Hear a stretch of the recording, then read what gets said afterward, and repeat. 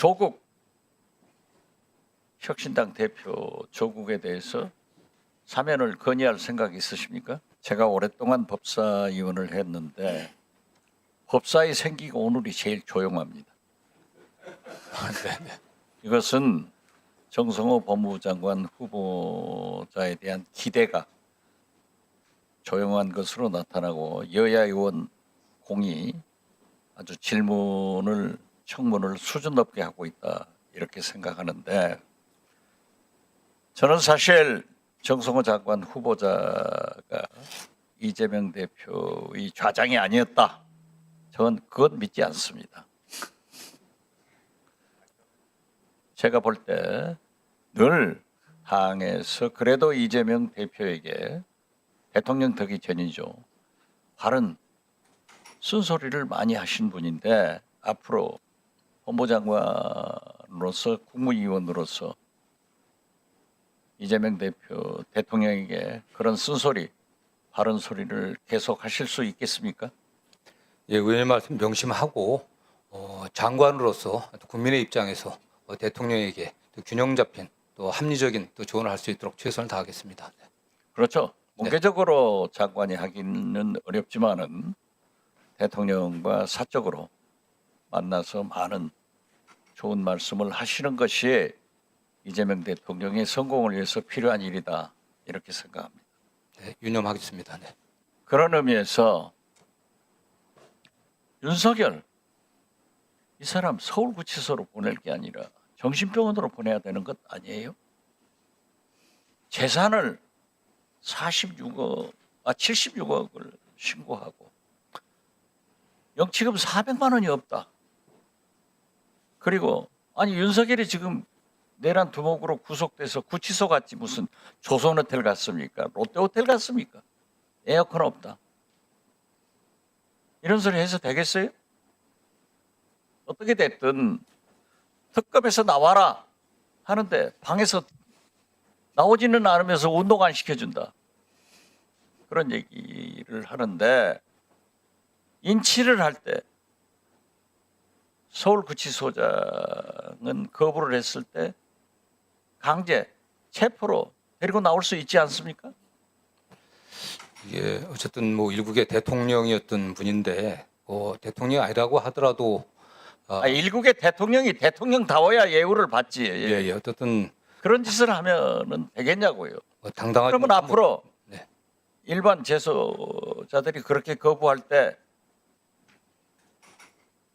되겠어요?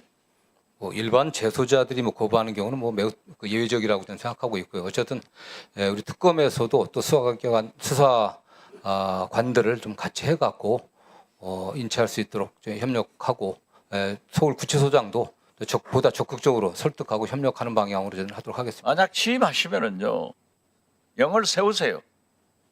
법은 만인 앞에 평등하다는데 내란 우두머리가 나 방에서 안 나가, 이게 말이 되냐고. 좀 엄격하게 해주실 수 있겠어요? 예, 유념해갖고 시행하도록 하겠습니다. 자, 8.15 광복절이 다가오고 있습니다. 8.15 사면 문제 검토하고 있습니까? 아직 후보자 신분이었기 때문에 특별히 이제 보고받은 바는 없습니다. 네. 예, 그러면 장관으로 취임하면은 검토할 용의를 가지고 계십니까?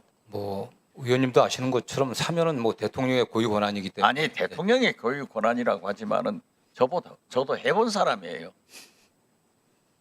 검토를 할 거 아니에요. 예, 국민통합의 측면에서 필요하다면 대통령께서 결심하시고 저희들이 잘 준비하도록 하겠습니다. 새 정부가 섰으니까 예.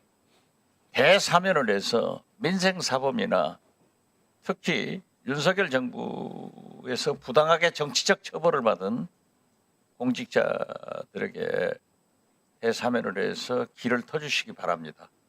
그럴 용의 있으세요? 예, 어쨌든 대통령께서 사면함에 있어서는 여러 가지 요소를 고려해야 된다고 생각하고 있고요.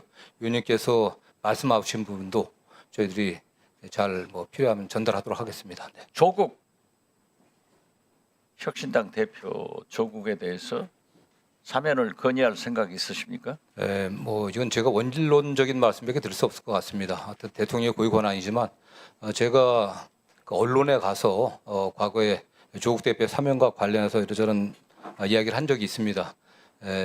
홍준표 전 대구시장도 말씀하셨고 김웅 전 의원도 말씀하셨는데 조국 대표의 사건과 관련해서는 한마디로 형과 죄와 형벌과의 사이에 비례성 균형성이 없다.